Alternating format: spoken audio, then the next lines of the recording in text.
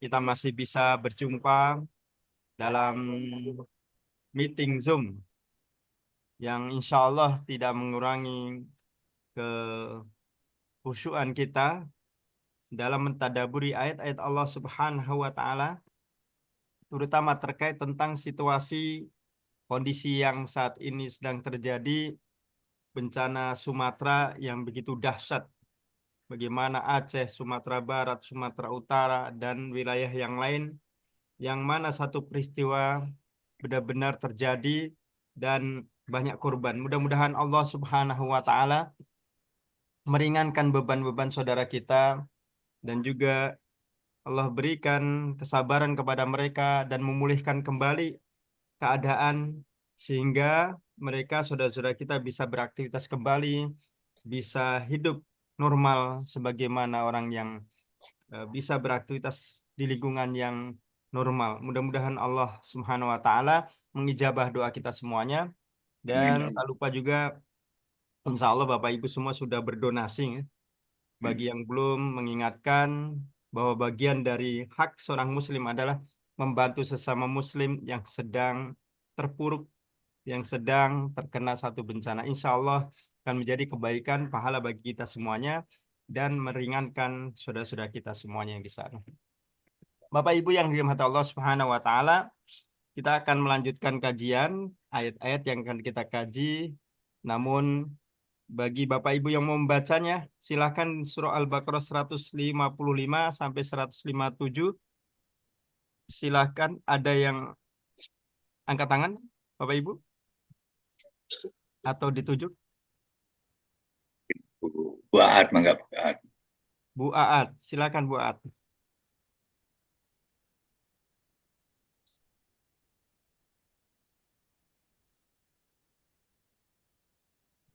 Ada Bu Aat? أعوذ بال... Oh, يا enggak. أعوذ بالله من الشيطان الرجيم بسم الله الرحمن الرحيم ولنبلونكم بشيء من الخوف والجوع ونفس من الأموال والأنفس والثمرات وبشر الصابرين الذين إذا أصابتهم مصيبة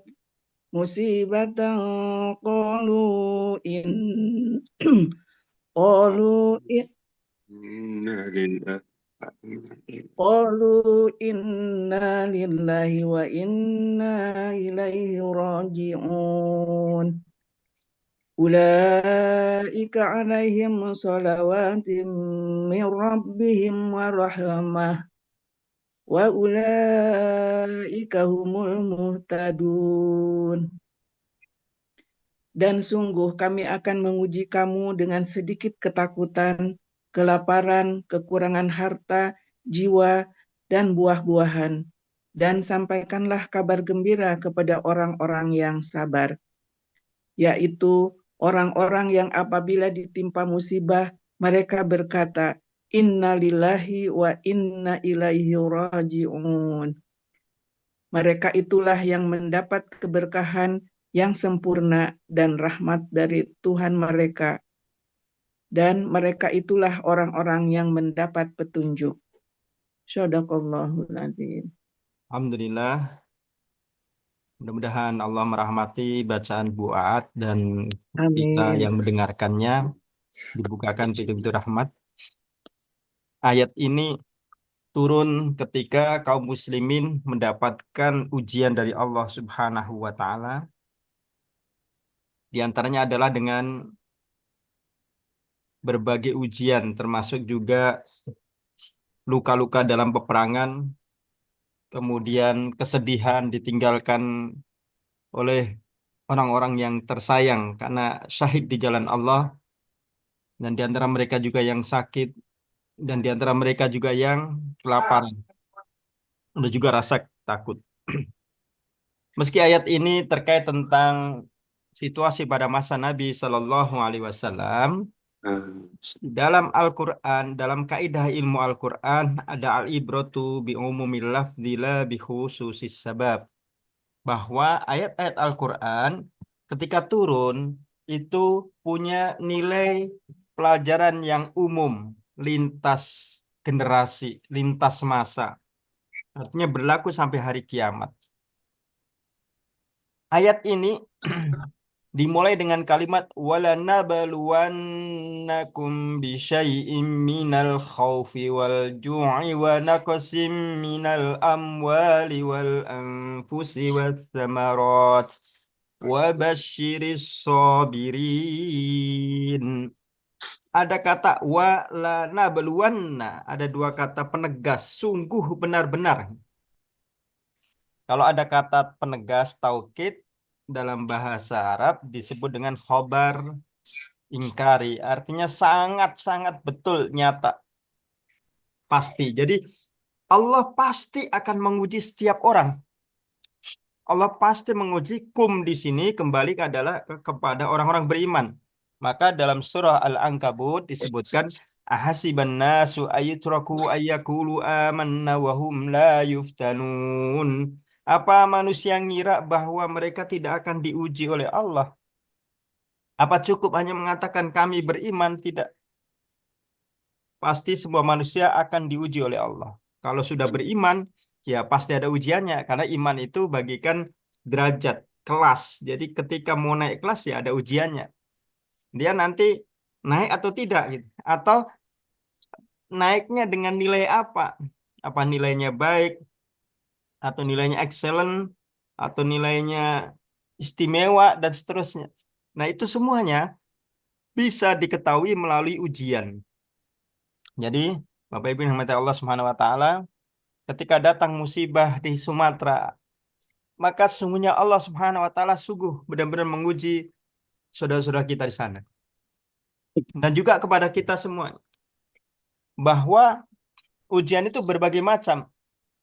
Di ayat ini Allah Subhanahu wa taala menyebutkan ada 5 macam ujian. 6. Yang pertama adalah khauf, rasa takut. Yang kedua, lapar. Yang ketiga, kekurangan harta. Yang keempat adalah kekurangan jiwa. Yang kelima, itu buah-buahan. Nah, 5 hal ini itu adalah kebutuhan dasar manusia. Manusia butuhnya aman, tentram.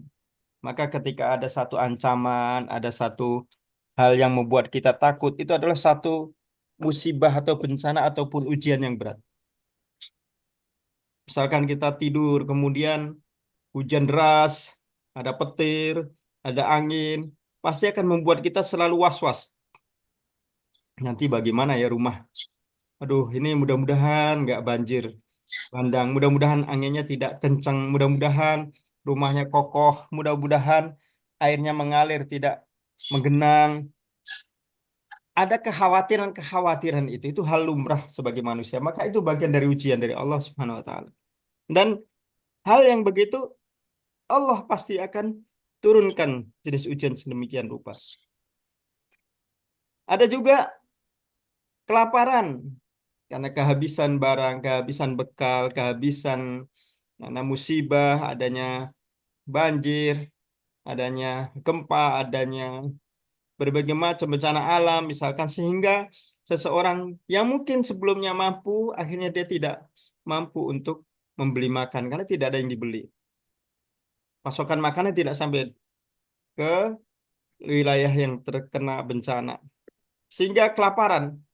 Nah, lapar ini juga bagian dari ujian dari Allah Subhanahu wa taala untuk melihat sikap terbaik dari seseorang. Wa naqsim minal amwal, kekurangan harta. Besar pasak daripada tiang, istilah adagium. Jadi pengeluaran lebih besar dari pemasukan. Kebutuhan lebih banyak dibandingkan ketersediaan. Ini bagian dari naksi minal amwal. Itu pun bagian dari ujian bagi orang beriman. Wal anfus, dan juga jiwa, kehilangan suami, kehilangan istri, anak, saudara yang tadinya harmoni bersama-sama dalam satu keluarga.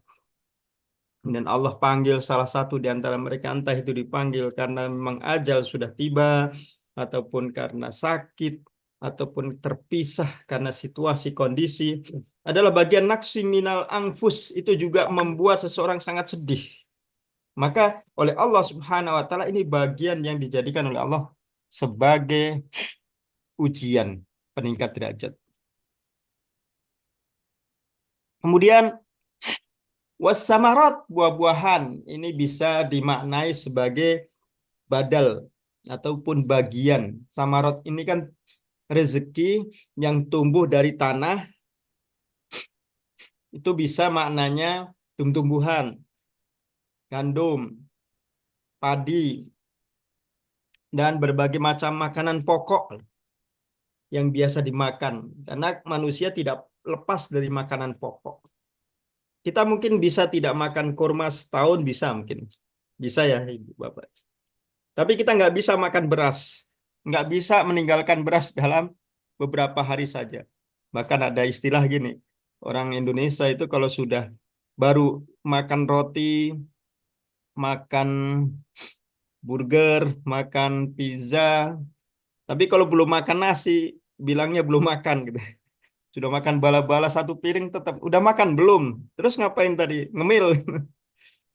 Itu makanan pokoknya nasi.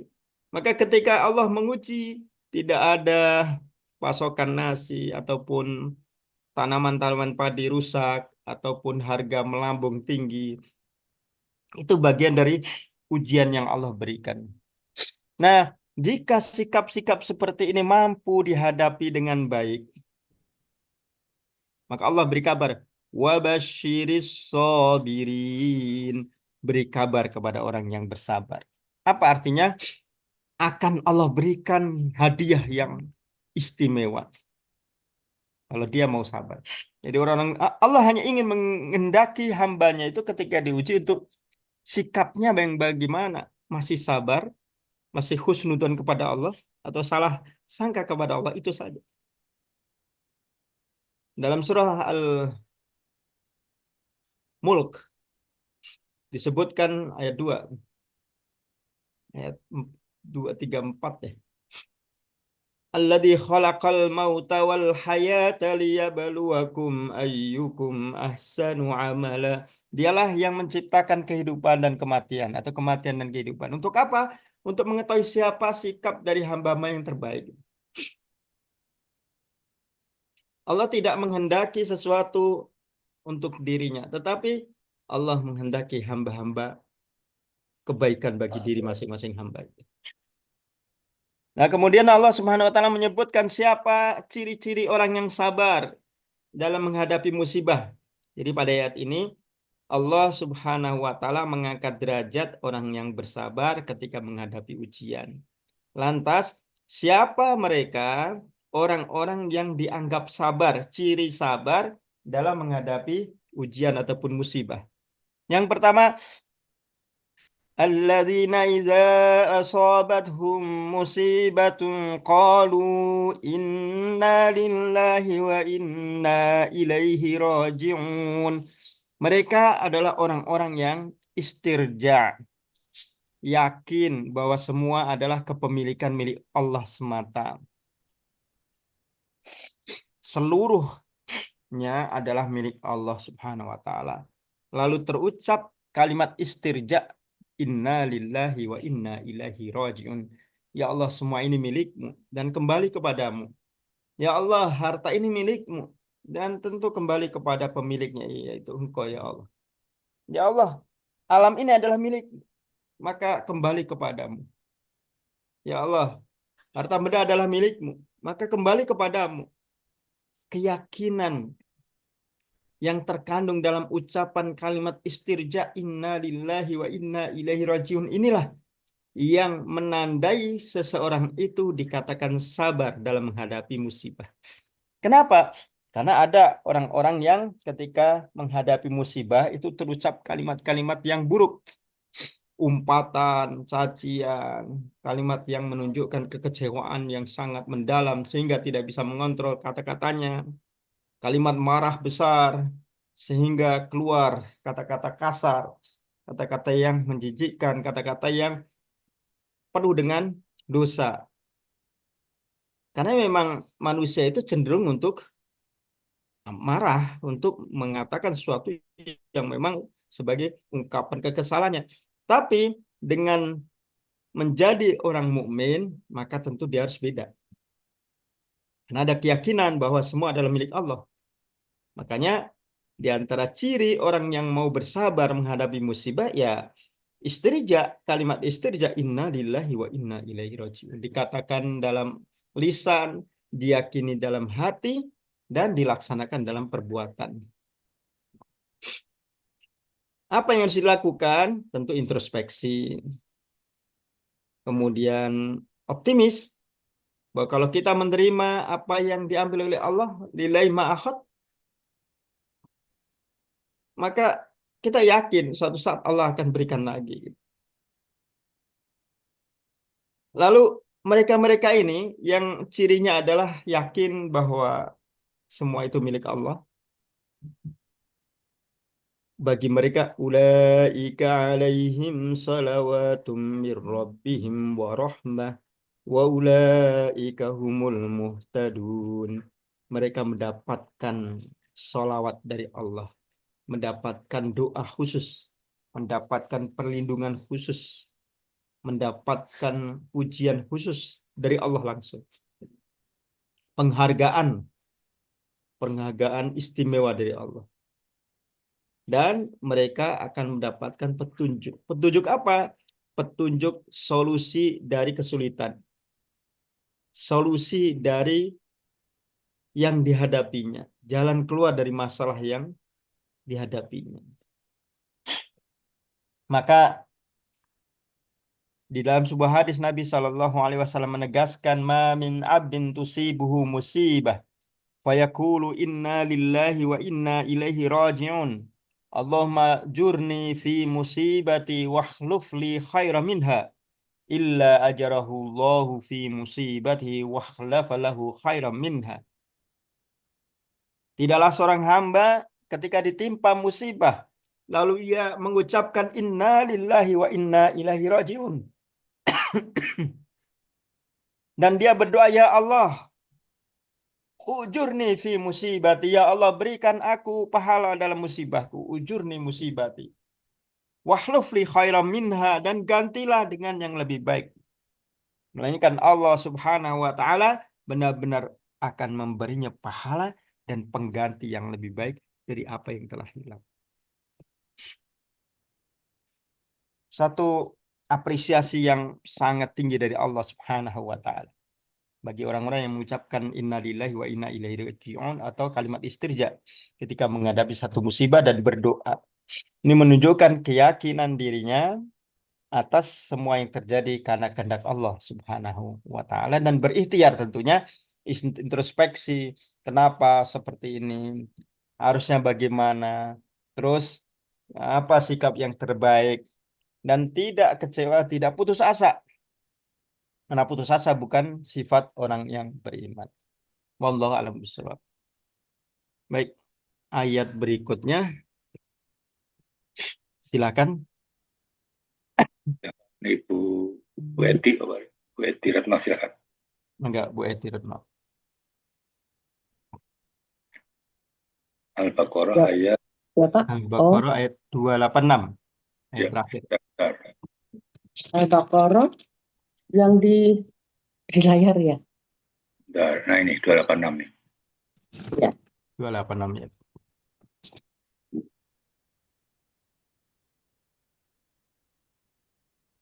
Gedein dulu. A'udzu billahi minasy syaithanir rajim. La yukallifullahu nafsan illa wus'aha. La yukallifullahu nafsan illa wus'aha. لها ما كسبت وعليها ما اكتسبت ربنا لا تؤاخذنا إن نسينا أو أخطأنا ربنا ولا تحمل علينا إصرا كما حملته ولا تحمل علينا إصرا كما حملته على الذين من قبلنا ربنا ولا تحملنا ما لا طاقة لنا به واعف عنا واغفر لنا وارحمنا أنت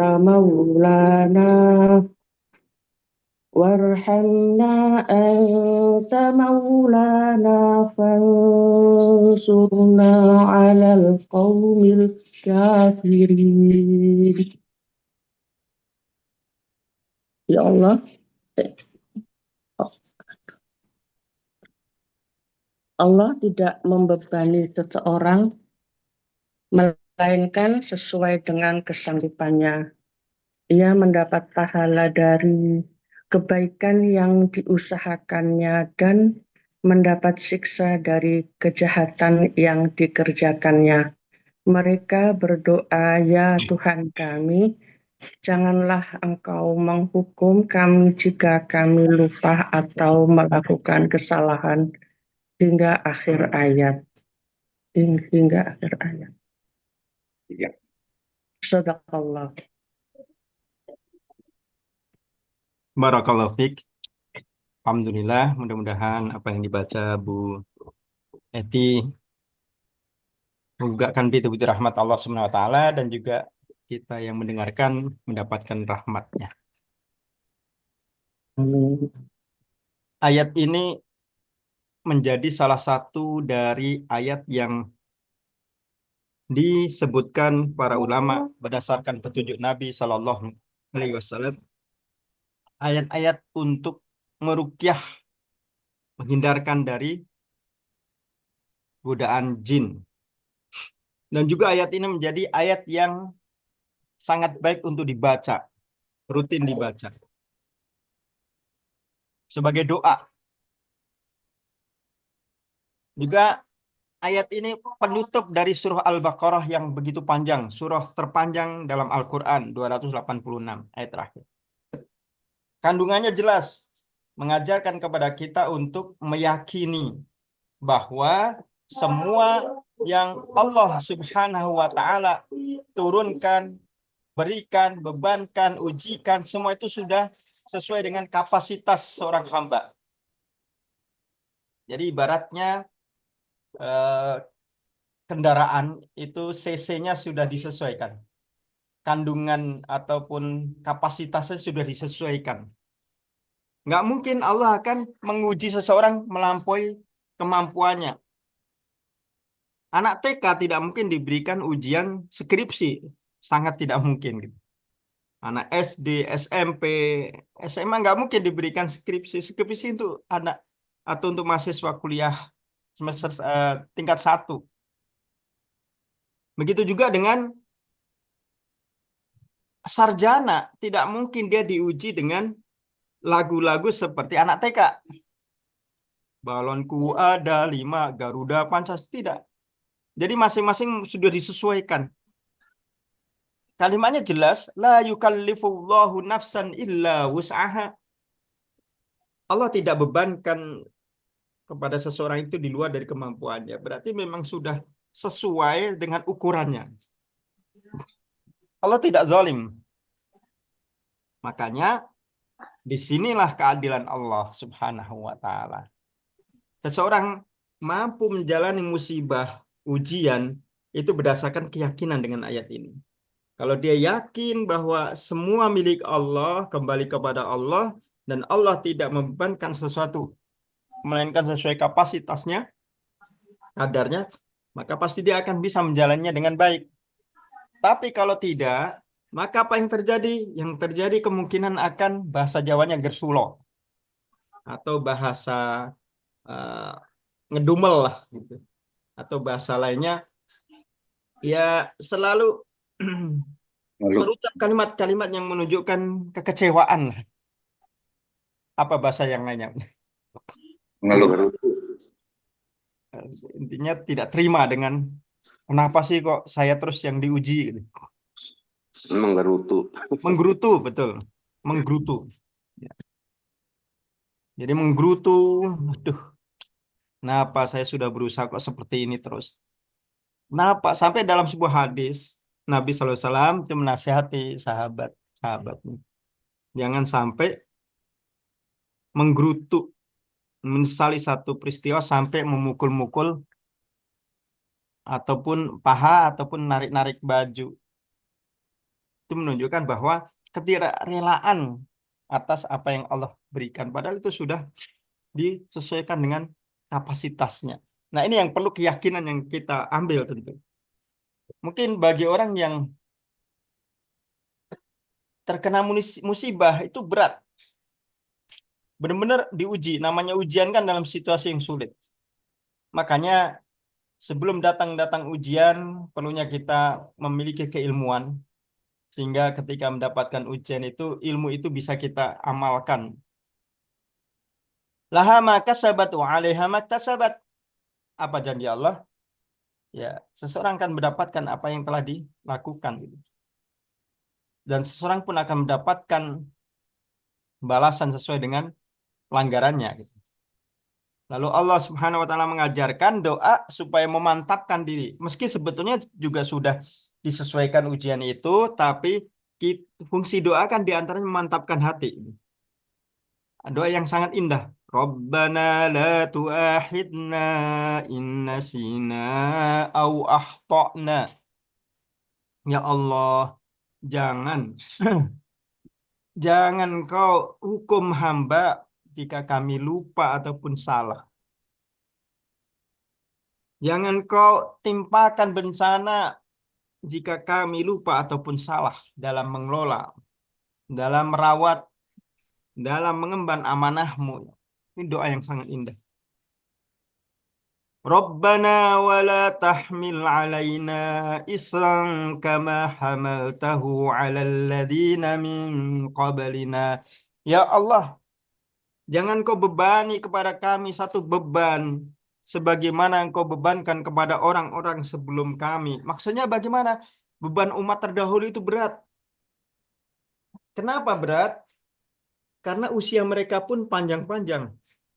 Fisik mereka pun kuat-kuat. Dan kehidupan mereka pun lebih leluasa. Misalkan umat Nabi Nuh sendiri hidup sampai alf ila khamsina sanah. Sampai 950 tahun. Hidup 950 tahun masih sehat. Masih bugar.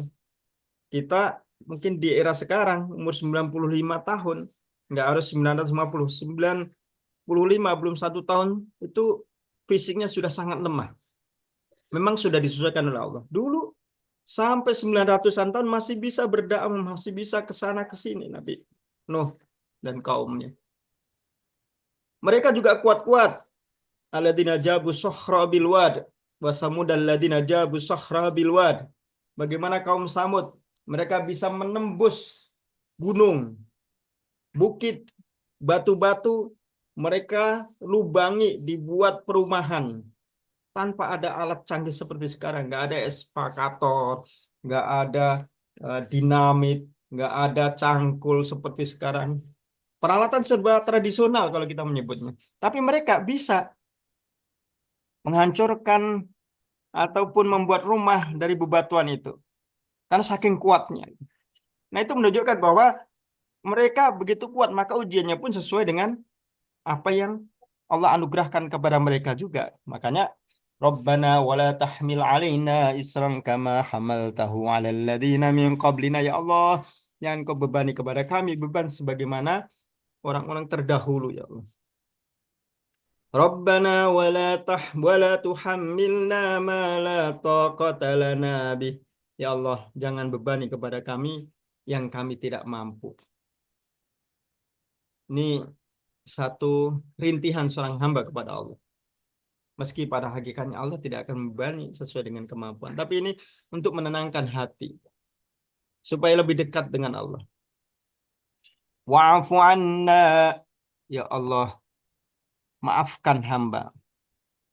Artinya, ya Allah, kalau kami salah, kami tidak mampu memikul, menghadapi ujian dengan baik, masih terucap kata-kata yang tidak baik, masih menggerutu, masih menyesal, masih kurang husnudon kepada Allah. Wa'fu anna, ya Allah, maafkan hamba. Karena manusia itu letaknya salah dan lupa. Sebagaimana kata Nabi SAW, ummatil khata wa nisyan, umatku itu dipenuhi dengan kesalahan dan lupa. Waghfir lana warhamna, dan ya Allah ampuni hamba. Ampuni hamba atas perilaku perbuatan yang menyimpang ataupun yang tidak sesuai dengan kehendak Allah. Warhamna, sayangi hamba. Artinya jagalah, berikan solusinya, jauhkan dari mara bahaya, berikan hikmah yang baik setelah adanya musibah. Kemudian diakhiri dengan kalimat pengakuan seorang hamba. Anta maulana fansurna 'alal qaumil kafirin. Engkau pelindung kami ya Allah. Tolong kami dari kaum-kaum yang kafir. Kenapa? Apa hubungannya musibah dengan kaum kafir? Karena kaum kafir itu adalah mereka tidak yakin dengan Allah. Bukan hanya ancaman fisik, tetapi ancaman pemikiran. Seseorang bisa saja dia negative thinking, berprasangka buruk kepada Allah, karena akibat tulisan, artikel, postingan-postingan dari orang yang tidak beriman kepada Allah. Misalkan, nah gara-gara kemarin nggak ngasih sesajen sih di laut ini. Nah, akhirnya itu kan masuk ke benak. Akhirnya, oh iya. Nah itu bahaya. Merusak akidah. Makanya, pangsurna, tolong kami dari pengaruh-pengaruh orang yang tidak beriman kepada Allah. Contoh yang lain. Makanya, pohon-pohon itu harus diruqyah.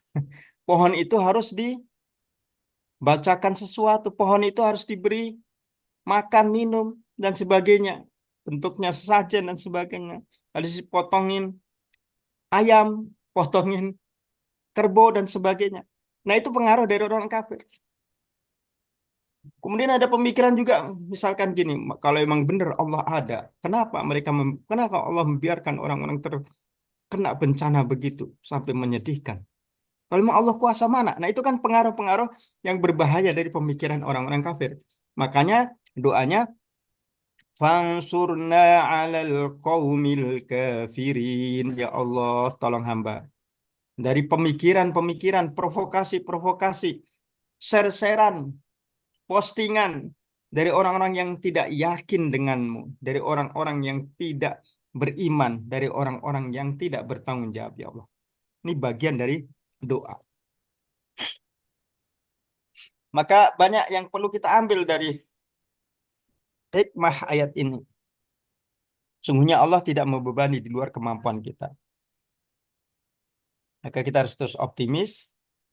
Dan kita juga diajarkan satu doa sebagai benteng kekuatan jiwa dari ini. Makanya ini sering dihafalkan. Nah, kalau bisa kita hafalkan Bapak Ibu. Kalau yang sudah hafal tinggal dimudawamahkan, dikontinyukan dalam setiap kesempatan kita berdoa. Kemudian ketika datangnya ujian, kita lakukan apa saja yang kita mampu untuk melakukannya. Tentu tidak memaksa diri, karena terlalu memaksa diri itu akan mengakibatkan kecewa atau putus asa. Wallahu a'lam bishawab. Baik, ayat berikutnya surah Ali Imran ayat 186, mangga. Mangga Pak Kris nanti. Pak Kris, mangga.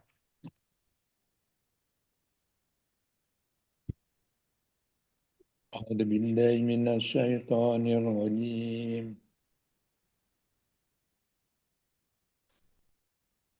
لتبلغن في أموالكم وأنفسكم ولتسمعن من الذين أوتوا الكتاب من قبلكم ومن الذين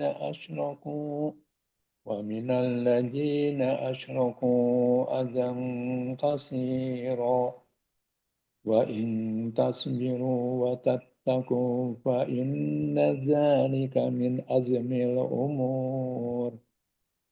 Sungguh kamu akan diuji pada hartamu dan sungguh kamu akan mendengar banyak gangguan dari orang-orang yang diberi kitab sebelum kamu dan dari orang-orang musyrik. Tapi jika kamu bersabar dan bertakwa, maka sesungguhnya yang demikian itu termasuk urusan yang patut diutamakan. Barakallahu fiik. Alhamdulillah, mudah-mudahan yang dibaca oleh Bapak Kris membukakan pintu rahmat Allah dan kita semua dilimpahkan kasih sayang dari Allah Subhanahu wa taala. Surah Al-Imran ayat 186, Allah Subhanahu wa taala berfirman, A'udzu billahi minasyaitonir rajim, latubalawunna fi amwalikum wa anfusikum. Ini juga sama menggunakan kalimat taukid, khobar, ingkari, yang artinya pasti. Latubalawunna fi amwalikum wa anfusikum. Sungguh pasti Allah akan menguji. Dan ini satu janji agar kita siap-siap dan tidak sombong, tidak takabur, dan selalu waspada. Karena ada kalimat latubalawunna, pasti kalian akan diuji. Hanya tinggal nunggu waktu. Dalam harta dan juga dalam jiwa.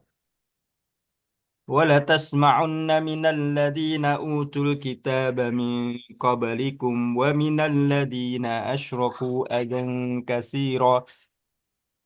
Dan kalian juga akan mendengar banyak celotehan, omongan, gangguan dari orang-orang yang disebut dengan ahli kitab. Dan juga orang-orang yang musyrik, yaitu orang-orang kafir Quraisy, dengan banyak gangguan itu. Wa in tasbiru wa tattaqu fa inna dzalika min azmil umur. Tapi kalau sabar dan bertakwa, itu termasuk urusan yang patut diutamakan. Ini satu apresiasi dari Allah. Kalau kita mampu menahan diri, bersabar dalam menghadapi dua hal. Yang pertama ujian yang datang, baik itu dalam harta ataupun jiwa, baik itu kekurangan harta ataupun datangnya penyakit, datangnya wabah, datangnya musibah, datangnya kematian bahkan. Yang kedua adalah karena omongan orang, sikap kasar orang, baik itu fisik ataupun ucapan, ataupun fitnah, ataupun hal-hal yang menyakitkan. Maka jika mampu bersabar dan tetap dalam koridor ketaatan, artinya takwa di sini tidak artinya tidak keluar dari jalur ucapan-ucapan yang benar, tidak mengatakan kalimat yang buruk, tetap bersabar, tetap taat kepada Allah, tetap memilih hal yang lebih baik, memikirkan hal yang lebih baik, dan tidak pundung, terus optimis, introspeksi, maka itu sikap yang terbaik. Langsung dipuji oleh Allah, itulah min azmil umur, sikap yang terbaik. Seorang mukmin itu adalah orang yang kuat. Maka yang paling kuat dia seperti Nabi, asyadun nasi bala al-anbiya, yang paling hebat menghadapi musibah. Yang paling besar musibahnya itu para nabi. Bencana maksudnya ujian. Yang paling besar dia nabi mendapatkan ujian. Baru kemudian yang selevel ataupun di bawah level nabi. Nabi hampir beberapa kali mendapatkan perlakuan yang buruk, mau dibunuh, dikejar, diusir.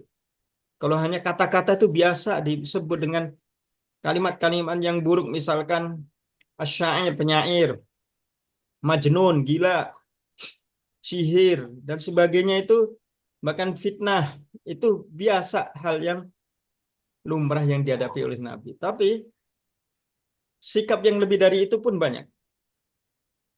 Nah, mereka tetap bersabar dan tetap berdakwah mengajak kepada kebaikan. Kita ingat kisah Nabi Muhammad SAW ketika hendak mencari suaka ke Taif bersama sahabatnya atau pembantunya, yaitu Zaid bin Harisah. Beliau datang ke Taif karena ibu yang menyusuinya dahulu berasal dari Bani Sa'ad. Bani Sa'ad ini satu komunitas yang ada di Taif, perbatasan dengan Mekah, yang dipisah oleh Gunung Qoiqan dan Gunung Kubais. Maka ketika Nabi Muhammad SAW, beliau setelah ditinggal sang istri yang selalu mendampingi dan ditinggal oleh pamannya Abu Thalib yang selalu melindungi dan menyupport dakwahnya, beliau sangat tertekan karena masyarakat Quraisy merasa leluasa untuk mengintimidasi Rasul. Maka Rasul pun berusaha untuk mencari perlindungan ke Bani Sa'ad, berharap orang-orang Bani Sa'ad itu akan melindungi. Tapi apa yang terjadi? Ketika Rasul datang ke Taif, bukannya mendapatkan perlindungan, tapi justru mereka, orang-orang Taif ini, terprovokasi oleh orang-orang Quraisy. Mereka pun bersikap kasar kepada Nabi, mengejar, melempari sampai berdarah Nabi. Hingga beliau berdua berlindung di bawah pohon anggur. Lalu Zaid bin Harisah sampai menyampaikan kesedihannya dan mengatakan kepada Nabi, tidakkah engkau minta kepada Allah agar penduduk Taif ini dibinasakan?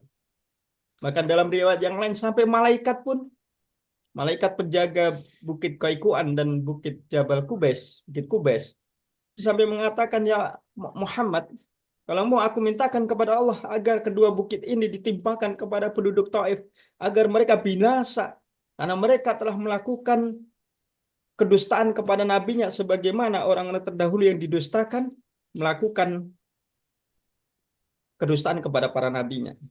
Apa jawab Nabi SAW pada saat beliau tertekan, diintimidasi, dalam ancaman yang membahayakan jiwanya, kemudian ada tawaran untuk pertolongan untuk membalas ataupun menghancurkan orang-orang yang mengancamnya? Jawab Nabi begitu tulus, dan inilah kata-kata yang keluar dari seorang yang sangat bijak, sangat sabar, yang tidak dimiliki oleh manusia biasa.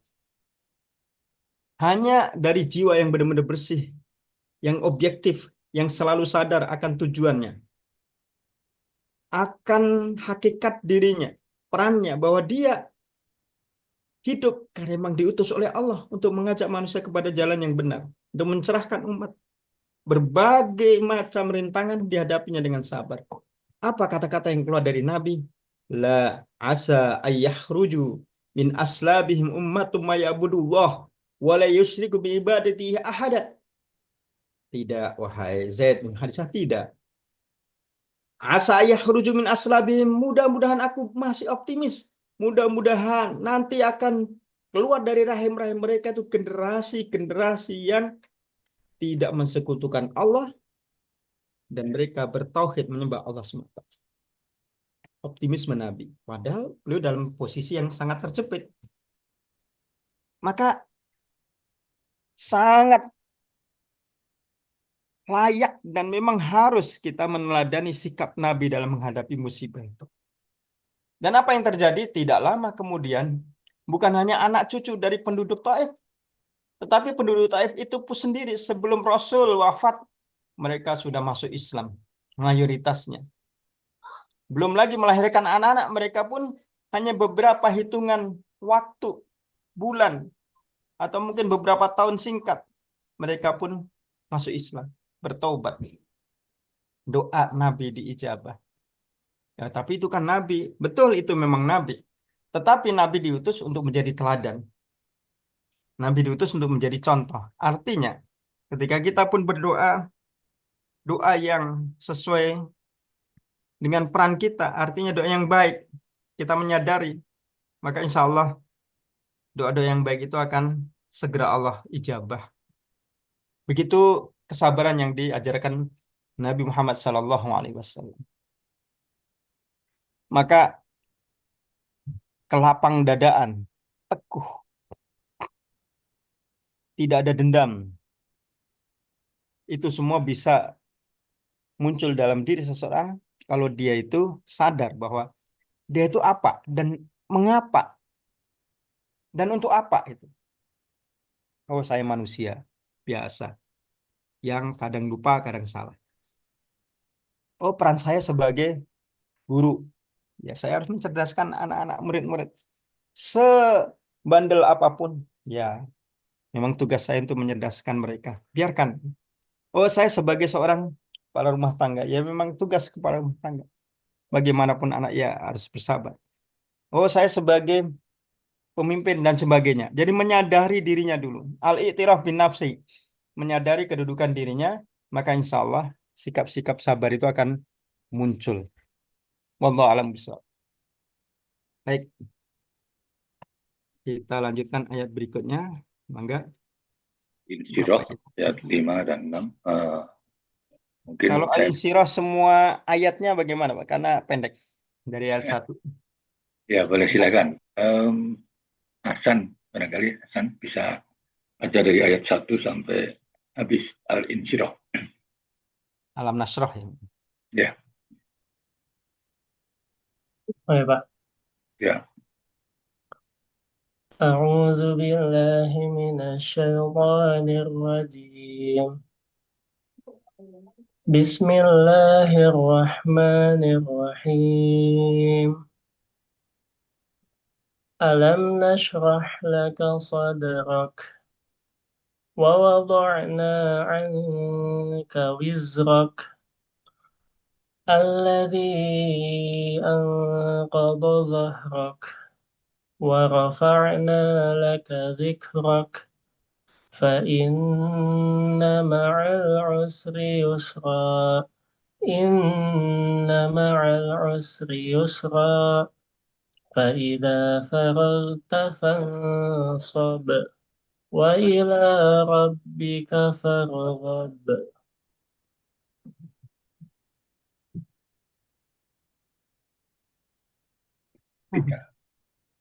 Artinya apa ya?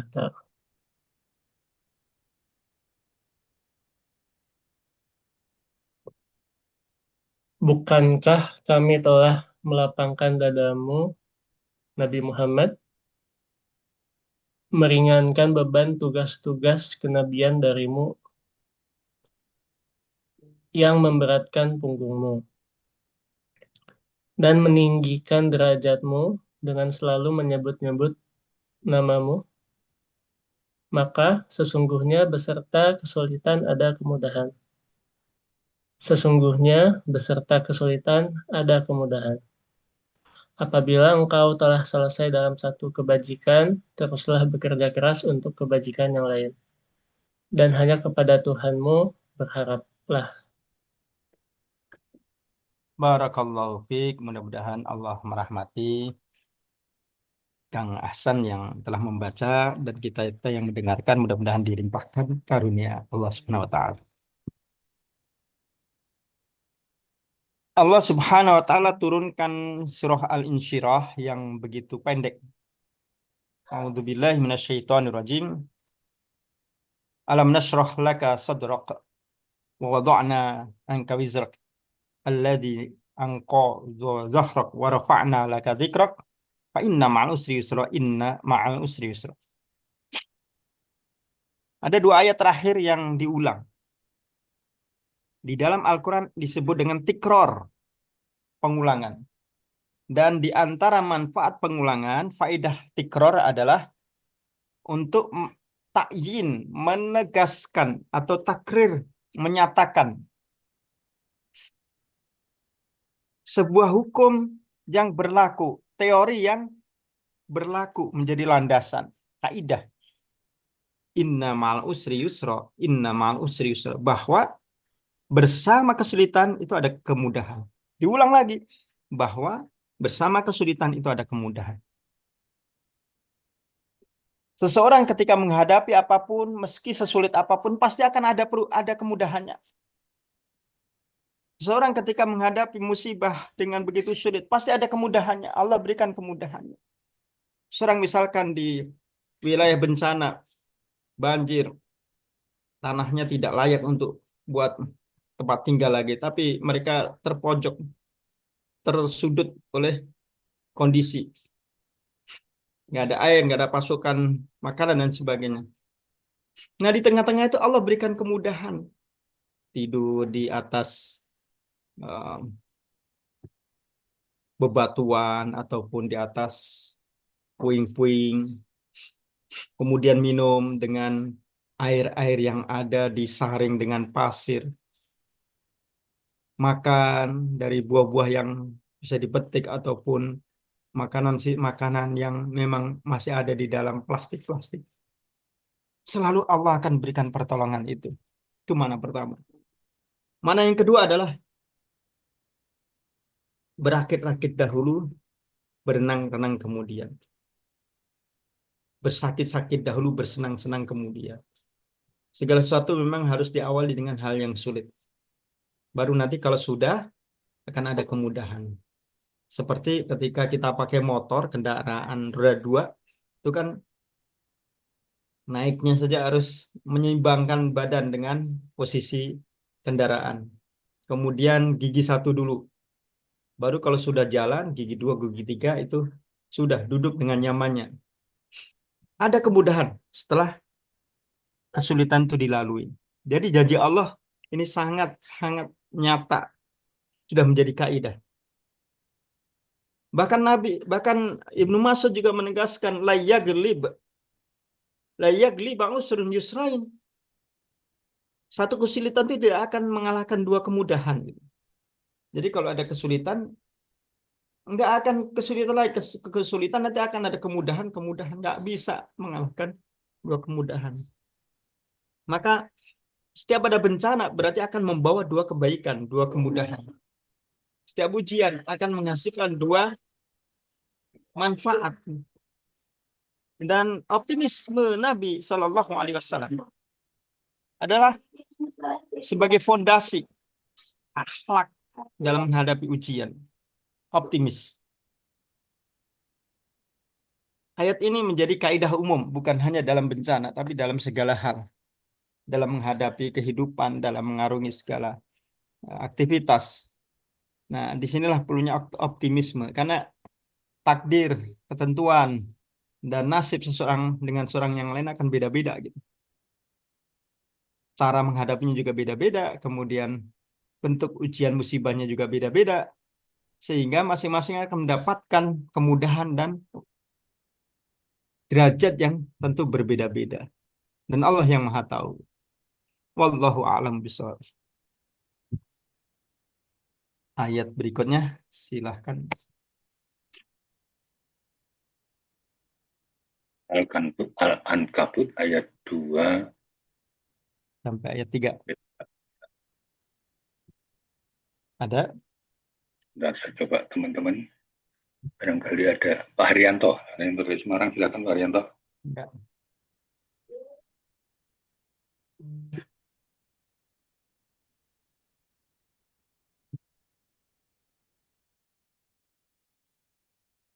Surat berapa? Surat ke-29. Ayat berapa? Ayat 2 sampai ayat 3. Ayat 2 sampai ayat 3. A'udzu billahi minasyaitonir rajim. Bismillahirrahmanirrahim. Ahasiban nasu an yutraku an yaqulu amanna wa hum la yuftanun. ولقد فتنا الذين من قبلهم فليعلمن الله الذين صدقوا وليعلمن الكاذبين. Apakah manusia mengira bahwa mereka akan dibiarkan hanya dengan mengatakan, kami telah beriman, dan mereka tidak diuji. Dan sungguh, kami telah menguji orang-orang sebelum mereka, maka Allah pasti mengetahui orang-orang yang benar, dan pasti mengetahui orang-orang yang dusta. Barakallah fiik. Allahumma arhamna bil Quran. Mudah-mudahan apa yang dibaca Pak Haryanto membukakan pintu rahmat Allah. Dan Amin. kita pun dilimpahkan kasih sayang Allah Subhanahu wa taala. Amin. Amin. Surah Al-Ankabut. A'udzu billahi minasyaitonir rajim. Ahasiban nasu ay yutraku ay yaqulu amanna wa hum la yuftanun. وَلَقَدْ فَتَنَّا الَّذِينَ مِنْ قَبْلِهِمْ فَلَيَعْلَمَنَّ اللَّهُ الَّذِينَ صَدَقُوا وَلَيَعْلَمَنَّ الْكَاذِبِينَ. Ayat ini menjadi hukum atau teori, konsekuensi. Kalau mau beriman ya harus siap menghadapi ujian gitu. Muslim itu ya pasti akan diuji. Nggak cukup hanya mengatakan kami beriman. Islam bukan hanya kata-kata tetapi juga tindakan nyata. Sehingga setiap pernyataannya akan selalu mendapatkan ujian. Setiap keyakinan itu akan dibuktikan. Apakah benar apa yang dia yakini itu benar-benar muncul dari hati? Ataukah apa yang dia ucapkan itu hanya sesuatu yang sifatnya ambigu? Maka kalimat ini sangat jelas. Ahasiban nas. Apakah manusia mengira? Apa dikira bahwa mereka itu cukup mengatakan iman, aku beriman ya Allah, lalu tidak diuji? Dari sejak dahulu orang-orang beriman itu selalu diuji. Walaqad fatanna alladziina min qablihim. Selalu diuji. Kenapa? Kok ada ujian? Wala ya'lamannallahu alladziina shadaqu wa la ya'lamannal kadzibin. Supaya benar-benar nampak dari diri orang yang diuji itu apakah benar yang dia yakini itu benar-benar dari hatinya. Apakah yang dia yakini itu benar-benar karena lillah.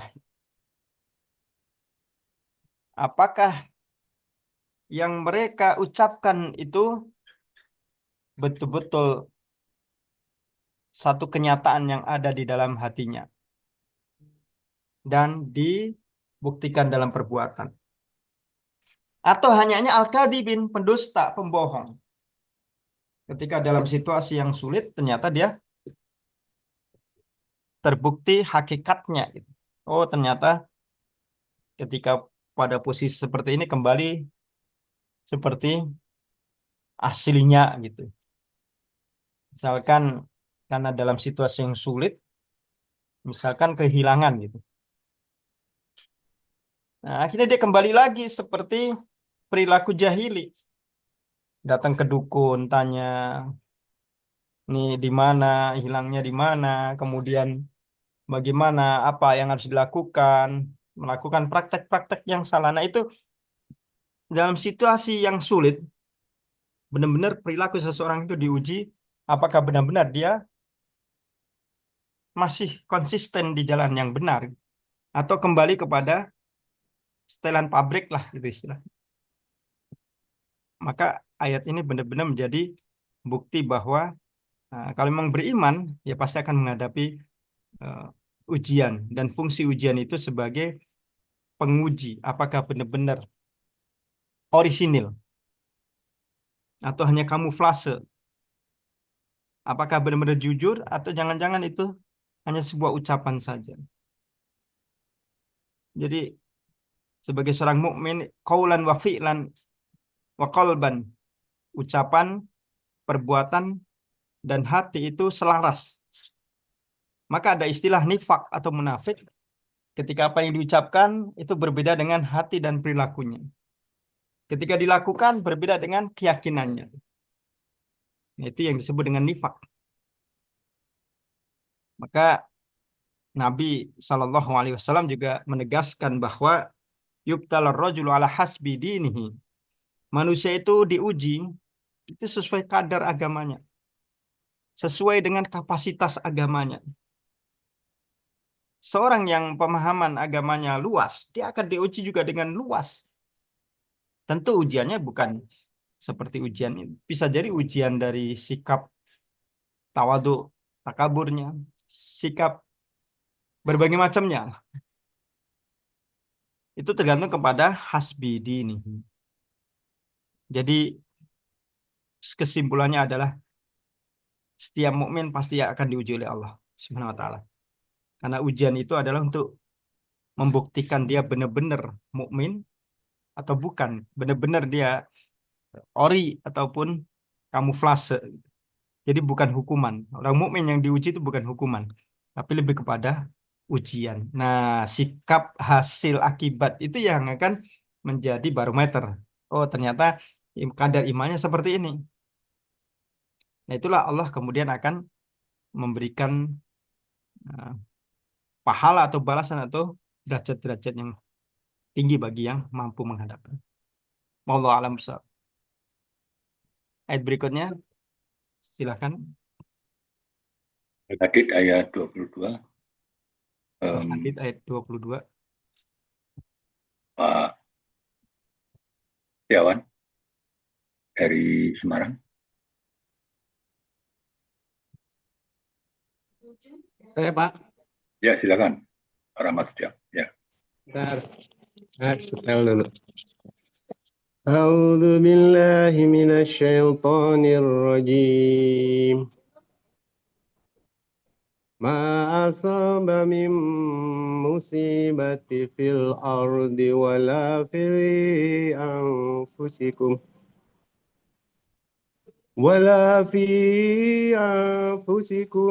illa fi kitabim min qabli an nabra'aha inna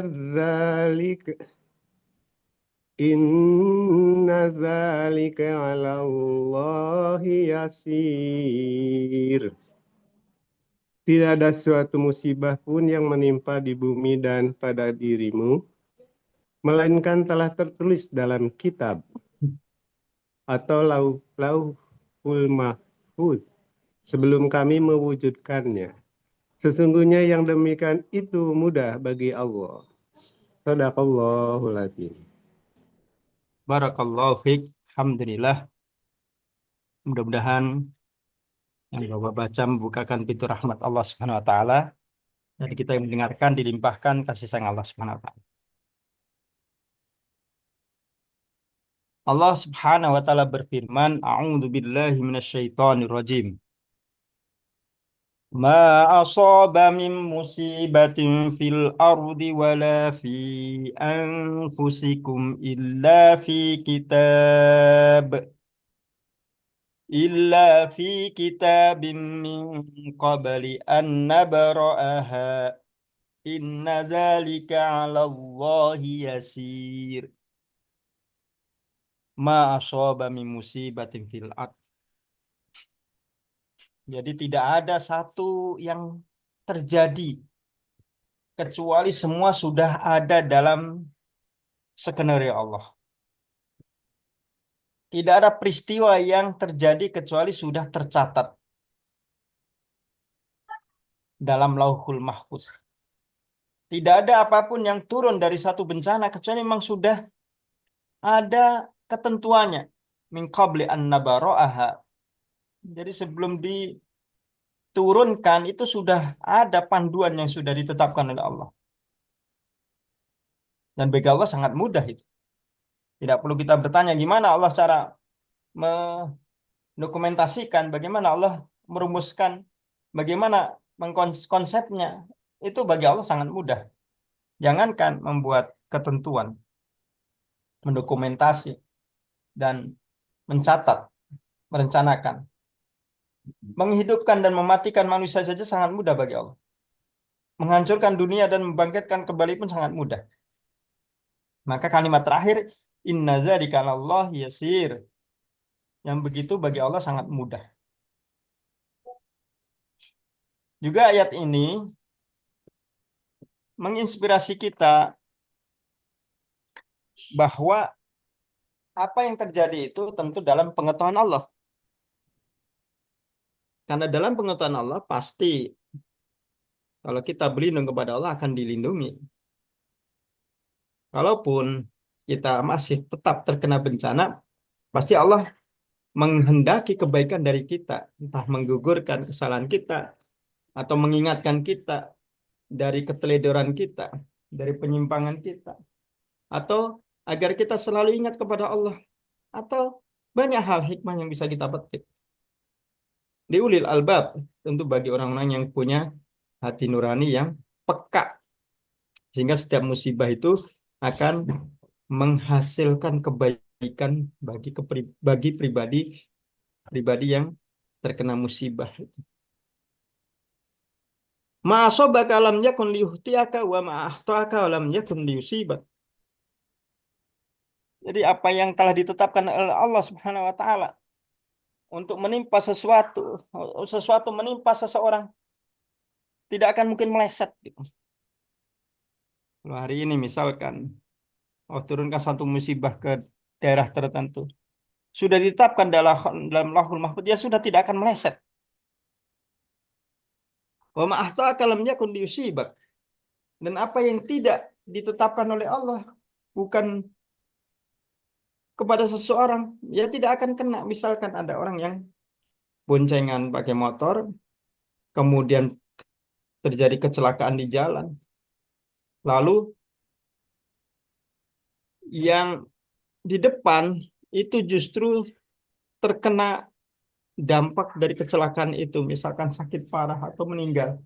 Lantas yang di belakang yang bonceng itu selamat. Padahal posisinya ditabrak. Kenapa? Karena jelas kata Nabi, ma'asobaka lam yakun liyuhtiak wa ma'ahtaka lam yakun yusibak. Apa yang sudah ditetapkan ma'asobak lam yakun liyuhtiak, tidak akan meleset. Yang di depan yang kena. Wa ma'ahtaka lam yakun yusibak. Dan kalau tidak ditetapkan bahwa itu akan menimpa yang di belakang, ya tidak akan menimpa di belakang. Meskipun yang belakang itu secara logika dia memang lebih dekat kepada bahayanya gitu, tapi justru selamat. Ma asobaka lam yakun liyuhtiak wa ma ahtaka lam yakun yusibak. Itu kaidah yang diajarkan Nabi SAW. Dengan begitu kita akan tenang menghadapi apa yang telah ditetapkan oleh Allah. Dan kita juga tidak boleh berandai-andai, karena berandai-andai itu yaftah abwabas syayatin, membuka pintu-pintu setan. Misalkan tahu gitu tadi duduknya di belakang. Tahu gitu tadi gak usah berangkat. Tahu gitu tadi ya tahu, kalau tahu namanya musibah kan tidak diketahui. Maka tidak berandai-andai gitu. Itu membuka pintu setan. Kalau sudah begitu akhirnya keyakinan kepada Allah pun akan berkurang. Dan terus ikhtiar dan tidak menyesali takdir, karena kita hanya menjalankan, adapun ketentuan itu ya ada pada Allah Subhanahu wa taala. Wallahu a'lam bishawab. Ayat berikutnya silakan. Ya, ayatnya Asy-Syura ayat 29 dan 30. Saya panggil teman saya Pak Abi Darin. Silakan Pak Abi.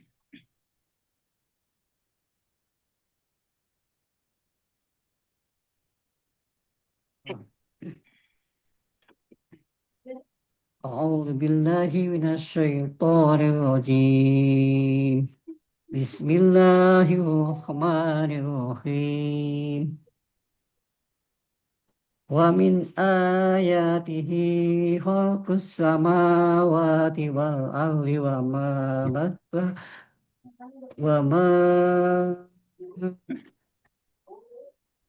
basta fihima min dabbah wa huwa ala jam'ihim idza yasha'u qadir. Wa ma asabakum min musibatin fa bima kasabat aydikum wa bima kasabat aydikum wa ya'fu an katsir. Dan di antara tanda-tanda kebesarannya ialah penciptaan langit dan bumi dan makhluk-makhluk yang Dia sebarkan pada keduanya. Dan Dia Maha Kuasa mengumpulkan semuanya apabila Dia menghendaki. Dan apa saja musibah yang menimpamu adalah akibat perbuatan tanganmu sendiri, tetapi Dia memaafkan banyak kesalahan. Shadaqallahul azim. Barakallahu fiik. Alhamdulillah. Mudah-mudahan yang dibaca Bapak Abidarin membukakan pintu rahmat dan Allah limpahkan kepada kita semuanya rahmat yang luas. Amin. A'udzu billahi minasyaitonir rajim. Wa min ayatihi khalqus samawati wal ard. Khalqus samawati wal ardi wa ma bassa fihima min dabbah.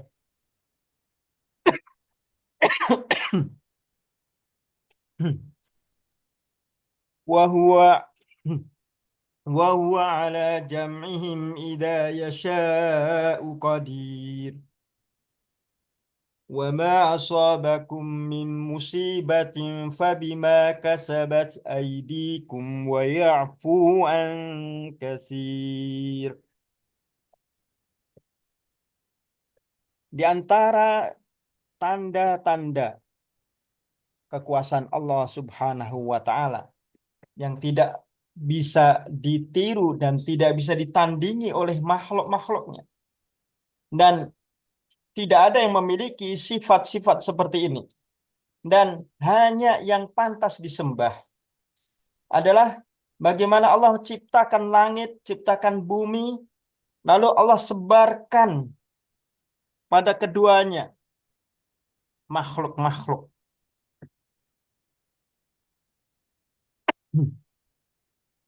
Dan Allah Subhanahu wa Ta'ala yang akan mengumpulkan, menghimpun mereka semuanya jika Dia menghendaki, dan Maha Kuasa untuk melakukan itu. Jadi tidak ada yang bisa melakukan ini kecuali Rabbul Alamin. Hanya Allah, Tuhan yang layak dan pantas disembah. Tidak ada selain Allah yang memiliki kemampuan seperti ini. Maka tidak pantas menyembah selain Allah. Wa ma asabakum min musibah fabima kasabat aydikum wa ya'fu an katsir. Lalu ayat ini menceritakan ataupun menunjukkan bahwa, mengungkap bahwa ada musibah-musibah di mana musibah itu disebabkan oleh perbuatan tangan manusia itu sendiri. Hanya saja Allah memberikan maaf. Dulu pada masa Nabi Nuh terjadinya bencana karena umatnya yang begitu kekeh dalam kemusyrikan. Lailan wa nahara wa lam yazidhum illa nufura. Nabi Nuh sampai curhat kepada Allah, ya Allah, siang malam aku berdakwah, tapi nggak mempan, mereka malah semakin jauh. Sirron wa alaniyah, dari sembunyi-sembunyi sampai terang-terangan, tetap saja mereka malah bertambah kafir. Akhirnya Nabi Nuh menyerahkan keputusan kepada Allah. faftah bainana wa baina qaumi. Putuskan ya Allah. Diserahkan kepada Allah akan memberikan keputusannya. Lalu Allah turunkan keputusannya berupa turunnya azab banjir bandang menimpa kaum Nuh. Dan fagrokna badul bakin. Dan ditenggelamkan semuanya. Wangjainahu wa man ma'ah. Allah selamatkan hanya beberapa orang yang berpasang-pasangan, yang beriman. Bahkan istri dan sebagian anaknya pun ikut tenggelam. Mereka melakukan itu, Allah turunkan keputusan. Nah, sementara umat Nabi Muhammad SAW, wayafu an kasir, perbuatan yang dilakukan oleh umat Nabi Muhammad SAW ini, mungkin kalau dibandingkan dengan umat terdahulu, lebih parah-parah sekarang. LGBT itu marak di mana-mana. Kemudian merusak alam, membunuh manusia, menghancurkan berbagai macam kebaikan. Ini kalau umat terdahulu sudah langsung dihukum oleh Allah gitu. Tapi umat ini mendapatkan jaminan oleh Allah, wa ya'fu an kasir, dimaafkan. Masya Allah, kita bersyukur di rumah Nabi Muhammad. Banyak perlakuan-perlakuan kerusakan karena perbuatan manusia itu sendiri, tapi wa ya'fu an kasir, Allah masih maafkan gitu. Karena masih ditunggu sampai detik-detik kematian, sebelum datangnya sakaratul maut, masih ditunggu, maukah bertobat. Ya ibadiyalladzina asrafu ala anfusihim la taqnatu mir rahmatillah innallaha yaghfiru dzunuba jami'a. Wahai hamba-hambaku yang melampaui batas, jangan khawatir, jangan putus asa. Allah akan maafkan semua dosa-dosa apapun. Ini jaminan dari Allah. Ya'fu an kasir. Jadi umat ini benar-benar disayang. Usia boleh pendek, fisik boleh lemah, badan boleh tidak setinggi umat terdahulu. Namun di dunia mendapatkan jaminan oleh Allah, diterima taubatnya sampai sebelum kematian tiba. Dan di akhirat mendapatkan jaminan syafaat dari Rasulnya. Dimintakan kepada Allah. Di akhirat juga mendapatkan tempat peristirahatan yang istimewa di saat padang mahsyar, yaitu telaga Haud ataupun telaga Kausar, Haud al-Kausar. Keistimewaan yang diberikan kepada umat Nabi Muhammad SAW. Maka apapun yang terjadi pasti itu menjadi bahan evaluasi setiap kita, introspeksi. Meski semua itu telah ditetapkan oleh Allah Subhanahu wa taala. Wallahu a'lam bishawab. Ayat terakhir, ayat 87 surah Yusuf, silakan. Dengan suratnya, saya coba panggil Pak Yusuf Wibisana, ada nggak? Yusuf Wibisana, silakan. Masih ada nggak?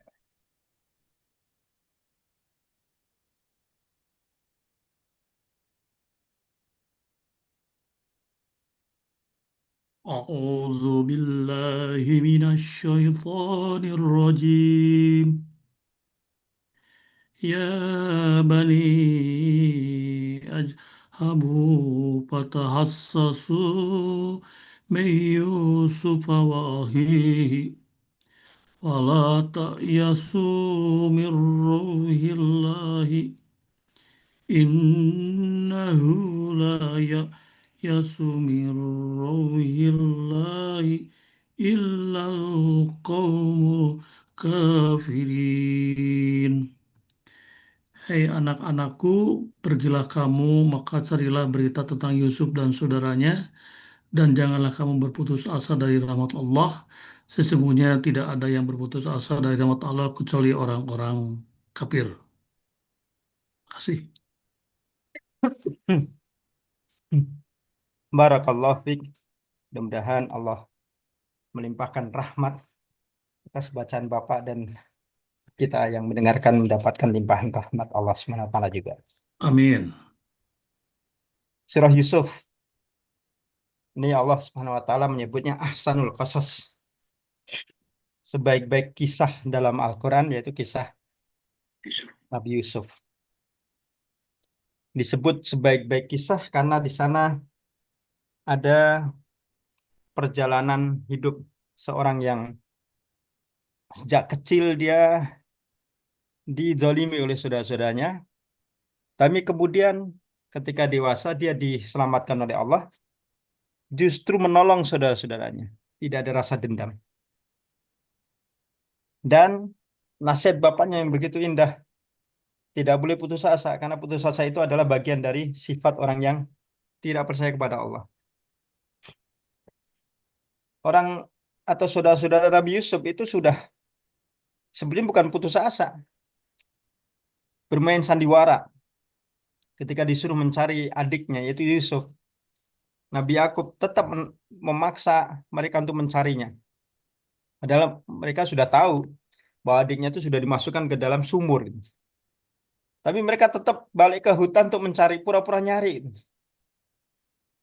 Dan balik lagi dengan wajah penuh drama. Dia menghadap orang tuanya bahwa sudah nyari kemana-mana nggak ketemu, Pak. Nah, Nabi Yakub meski ada feeling-feeling ya ini anak-anaknya itu bandel-bandel gitu, bohong-bohong. Tapi tetap dia nasihatkan yang terbaik. La ta'yasumirohillah. Jangan putus asa. Sebetulnya itu juga menasihati dirinya, mengingatkan dirinya. Nggak boleh putus asa. Suatu saat Allah akan pertemukan. Dan benar adanya, nasib ternyata Nabi Yusuf diselamatkan melalui serang kafilah dari Mesir, kemudian dijual, dan jadilah dia anggota keluarga istana, yang pada akhirnya dia menjadi pejabat tinggi istana. Dan dia punya wewenang, akhirnya keluarganya semuanya dibawa ke Mesir pada saat terjadi krisis besar di Afrika. Mesir bagian dari Afrika dan sekitarnya, termasuk Palestina. Nah, orang-orang mencari bantuan dan datang ke Mesir. Dan Mesir waktu dipimpin Fir'aun yang namanya Al-Aziz, bukan Fir'aun Nabi Yusuf, bukan Fir'aunnya Nabi Musa, tapi Fir'aun pada masa Nabi Yusuf, Al-Aziz disebut. Hingga kemudian diganti oleh Nabi Yusuf. Dengan kisah singkatnya, indah kisah ini, tapi pada kesimpulannya di sana ada kalimat yang sangat berkesan, la ta'yasu min rauhillah, jangan pernah putus asa atas rahmat Allah. Jadi sebesar apapun ujian, bahkan berita kehilangan anak, Nabi Yusuf anak yang sangat disayang oleh bapaknya. Namun Nabi Yakub sang bapak tetap dia optimis. Meski dia tidak tahu apa yang terjadi. Dia hanya berpikir bahwa nggak boleh putus asa atas rahmat Allah. Artinya Allah punya skenario yang indah. Meskipun Nabi Yakub sedih sang ayah, dia juga yakin bahwa ketika telah ditetapkan Allah ya sudah gitu. Tapi karena sikap Nabi Yusuf inilah yang menjadikan dia, sikap Nabi Yakub ini yang menjadikan bahwa semua itu memang sudah ditetapkan oleh Allah, tapi sikap optimis itu harus terus tertanam bagi pribadi seorang yang beriman gitu. Husnudon, yakin dengan konsep yang Allah berikan. Maka jadilah keluarga yang hebat Nabi Yakub. Anak-anaknya melahirkan keturunan para nabi yang kemudian dikenal dengan Bani Israel.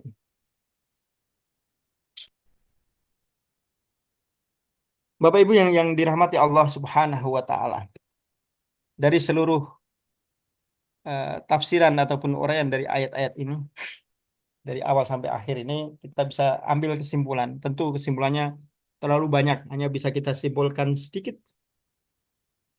Pada ayat pertama tadi, Allah ajarkan kepada kita agar sabar, tawakal, dan ikhtiar. Sabar menghadapi bahwa di balik kesulitan ada kemudahan. berserah diri kepada Allah dan ada upaya.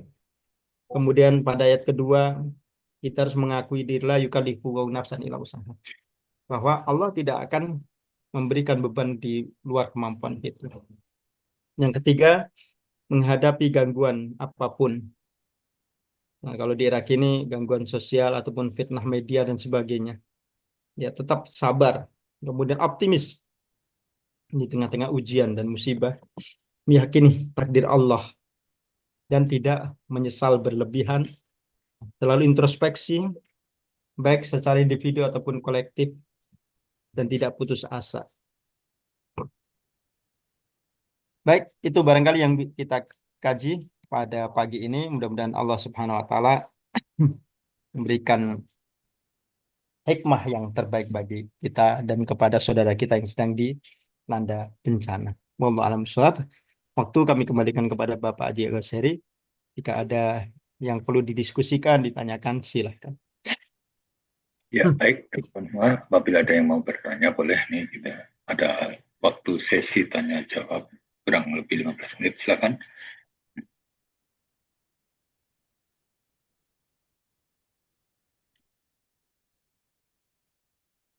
Bila belum ada, saya buka pertanyaan dari saya, Pak Ustadz. Tentang kisah Nabi Yusuf tadi, Pak Ustadz. Itu kan menarik gitu, termasuk kisah yang banyak menginspirasi kita. Saudara-saudara Yusuf itu, kalau tadi disampaikan Pak Ustadz, kan ketika sudah menghukum atau menyemplungkan Yusuf ke dalam sumur, mereka pura-pura mencari begitu. Terus pura-pura ini kan kalau kita lihat ini kan termasuk golongan orang yang munafik gitu Pak Ustadz. Munafik. Nah, pada akhir ceritanya ini apakah saudara-saudaranya Yusuf ini memang diampuni sama Allah atau bagaimana gitu Pak Ustadz?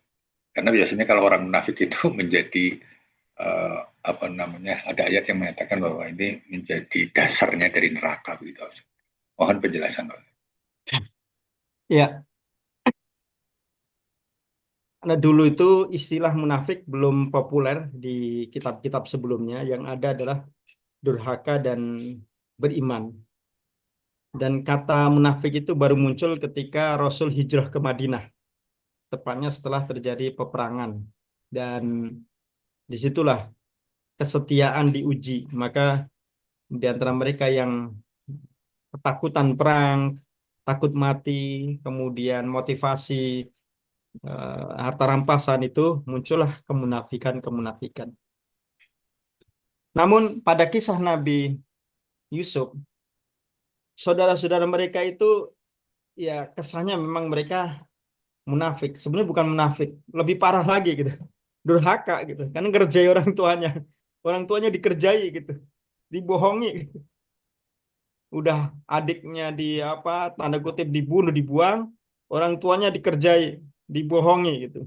Lebih parah dari munafik mungkin, ya fasik, ya kufur. Namun kalau kita kembali ke surah Yusuf ayat 91, di sana ada kalimat yang indah. Demi Allah, sungguh Allah telah melebihkan engkau atas kami dan kami benar-benar orang yang bersalah. Pengakuan ini menunjukkan bahwa saudara-saudara Nabi Yusuf itu pun pada akhirnya bertobat. Jadi terjadi pertobatan berdasarkan surah Yusuf ayat 91. Qalu innaka la anta Yusuf. Pas ketemu ternyata, wah ternyata engkau Yusuf. Pas ke Mesir mereka lagi nyari bantuan, nggak ngelihat Yusuf gitu. Wah, gagah, kemudian terhormat, berwibawa. Qala ana Yusuf wa dahi wa man wa qad manallahu alaina innahu mayattaqil wa yasbir fa innahu la yudhi'u ajral muhsinin. Ayat berikutnya ayat 91. Qalu tallah, demi Allah, laqad asarakallahu alaina wa in kunna la khatiin. Allah telah memberikan kelebihan kepadamu. Kami sungguh salah. Jadi menyesal. Ya wajar penyesalan di akhir. Nah, ini pun sudah menunjukkan bahwa ada niatan baik lah untuk tobat. Maka ayat kedua, ayat 92, Nabi Yusuf kemudian mengomentari, la tasriba alaikumul yaum, yaghfirullahu lakum wa huwa arhamur rahimin. Tidak ada cercaan atas kalian hari ini. Semoga Allah mengampuni kalian. Artinya menerima pertobatan yang pada akhirnya mereka bertobat. Berdasarkan ayat 91, 92. Akhirnya mereka menjadi orang-orang yang beriman. Itu Pak Haji. Allah alam bisa. Silakan, barangkali ada teman-teman yang mau bertanya atau bertanya yang lain juga boleh, silakan.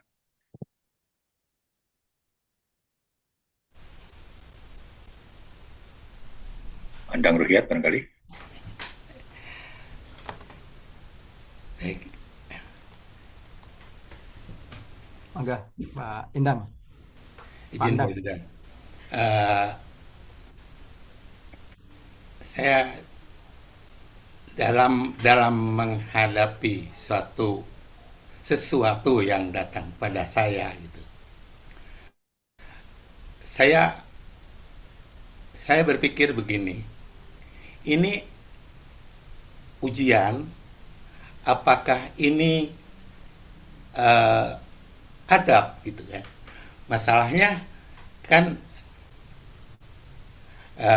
ada ayat yang mengatakan la yasakantum fazidanakum walin kafartum inna azab. Berarti Allah juga selain menurunkan ujian juga menurunkan azab gitu kan. Nah, dalam hal ini saya mohon pencerahan untuk menyikapi apa yang terjadi pada diri saya. Apakah ini azab atau ini ujian begitu? Saya mohon pencerahan dari Ustadz. Demikian. Assalamualaikum warahmatullahi wabarakatuh. Waalaikumsalam warahmatullahi wabarakatuh. Ya. Membedakan antara ujian dengan adab ya. Iya. Kalau dalam surah Ibrahim tadi, la in syakartum la azidannakum wa in kafartum inna adzabi lasyadid, itu ketika Nabi Musa dia berpidato di depan Bani Israel, kemudian mengajak untuk beriman dan mengikuti ajarannya.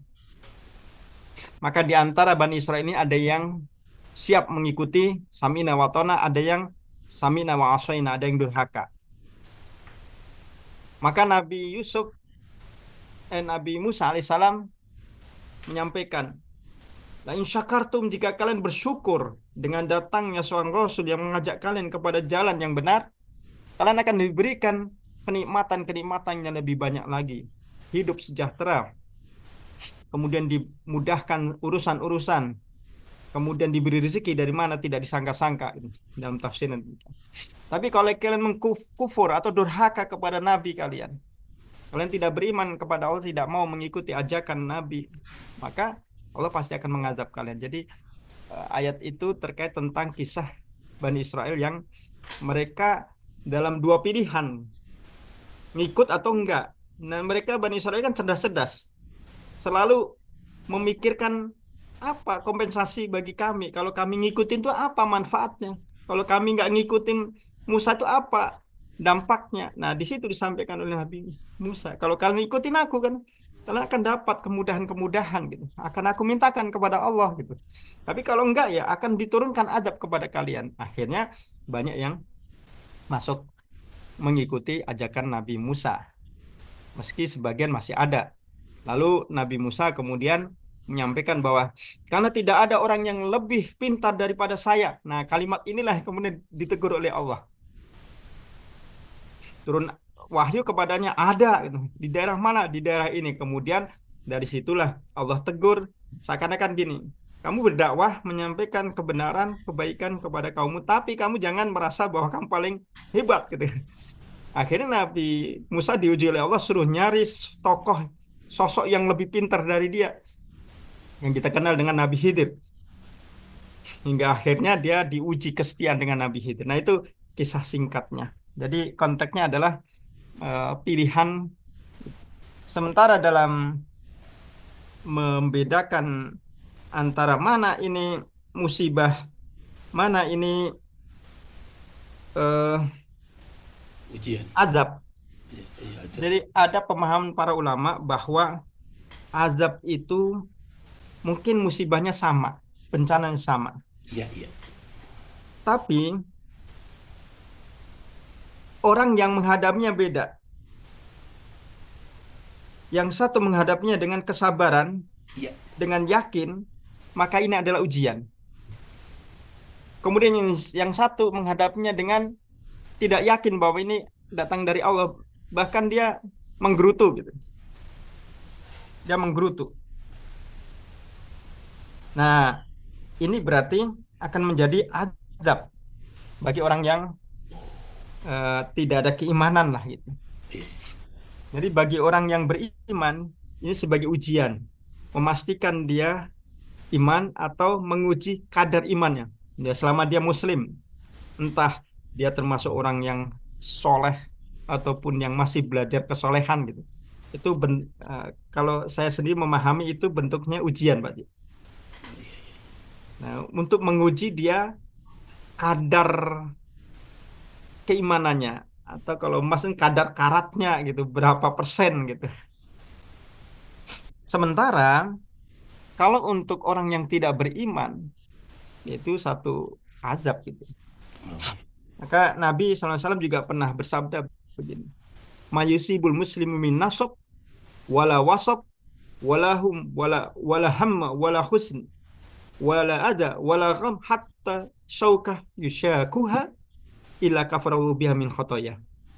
Seorang muslim itu timpa satu musibah, berbagai macam, tak kesedihan, kegalauan, disakiti orang, atau bahkan duri yang mengenai kakinya, itu pasti Allah akan hapuskan dosanya.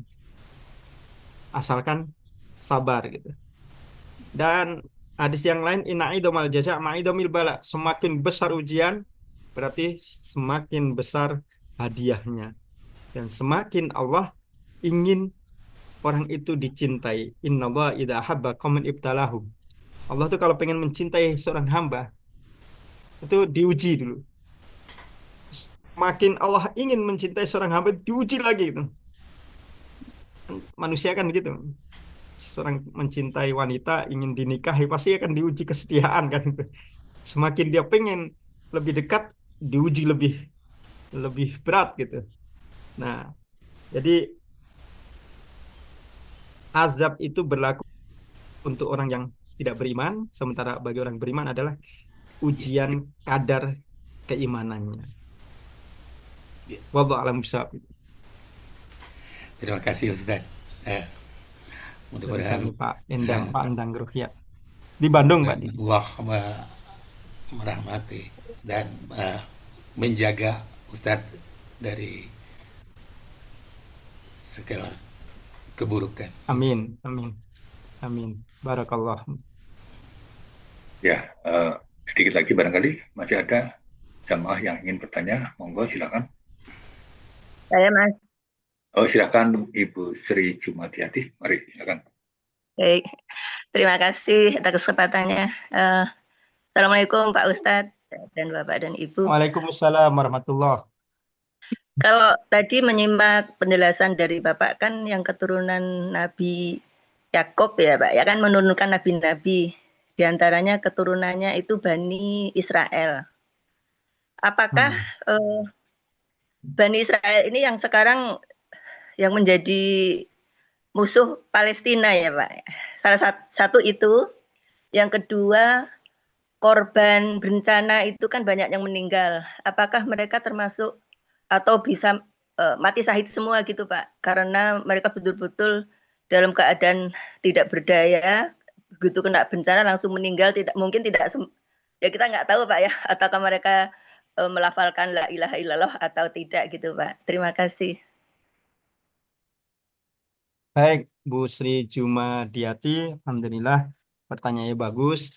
Yang pertama, apakah anak cucunya Nabi Yakub yang disebut Bani Israel itu yang memusuhi Palestina? Tentu Tidak semua.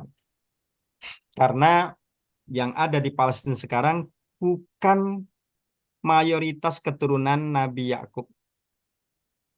Mereka adalah orang-orang pendatang dari Rusia, dari Afrika, dari Amerika Latin,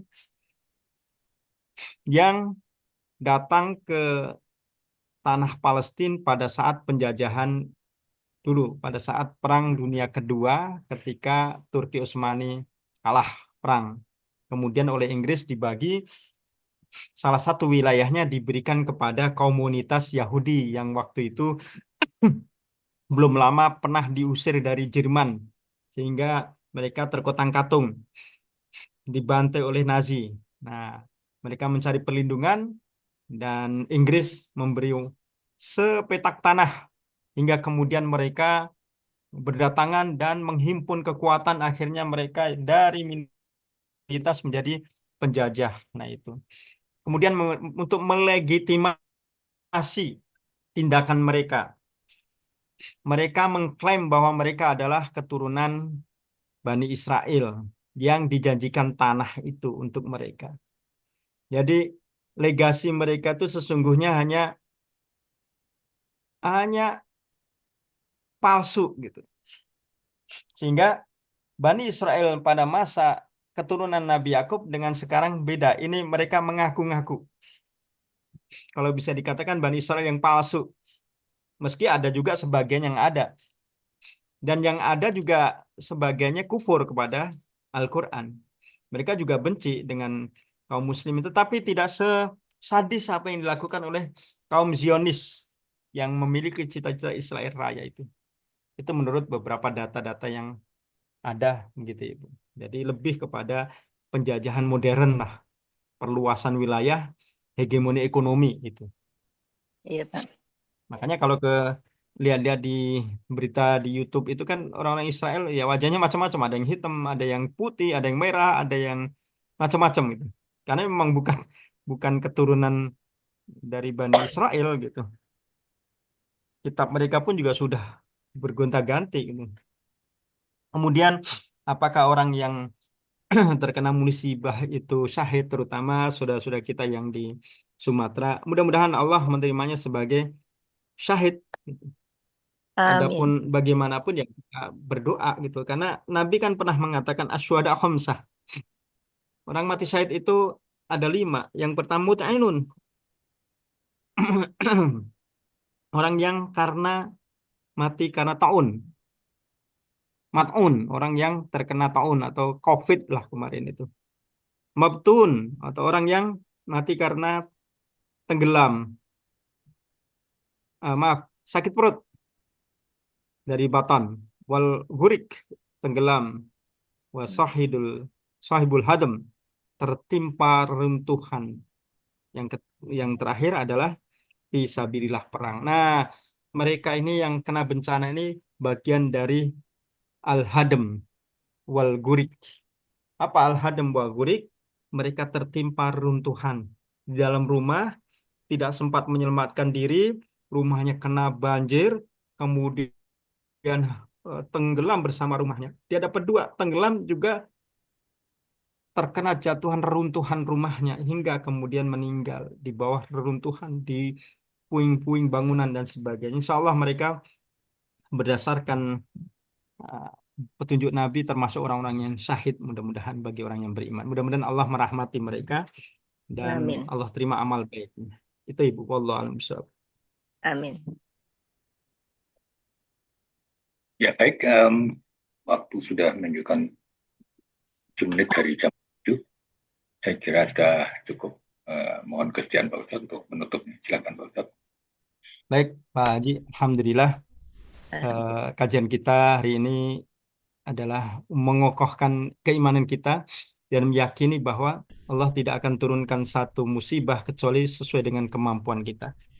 Kemudian yang kedua, semua milik Allah, maka pasti kembali kepada Allah dan hak bagi Allah untuk mengambil kapan saja. Lillahi ma'ahad walillahi ma'a'ta.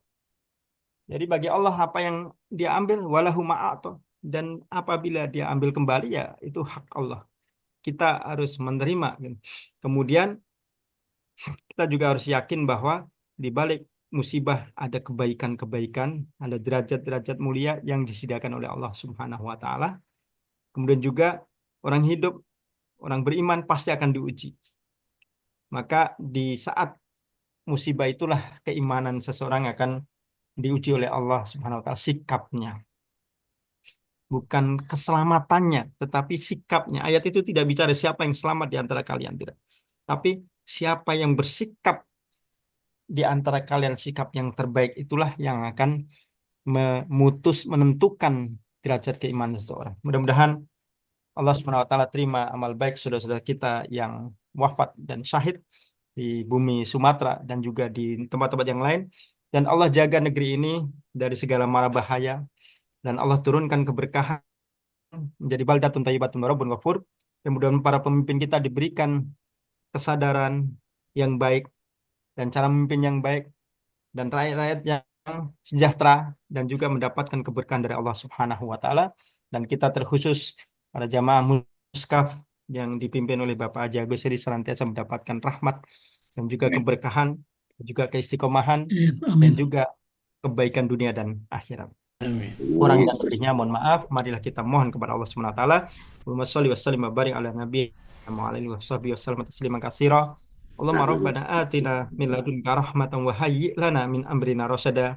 Rabbana innana amana faktubna ma'asy syahidin. Rabbana la tuzigh qulubana ba'da idh hadaitana wa hab lana min ladunka rahmatan innaka antal wahhab. Allahumma arinal haqqa haqqan warzuqna ittiba'ah wa arinal batila batilan warzuqna ijtinabah. Rabbana atina fid dunya hasanah wa fil akhirati hasanah wa qina adzabannar waj'al jam'ana hadzal jam'an marhuma wa tafarruqan ma'suma. Walhamdulillahi rabbil alamin.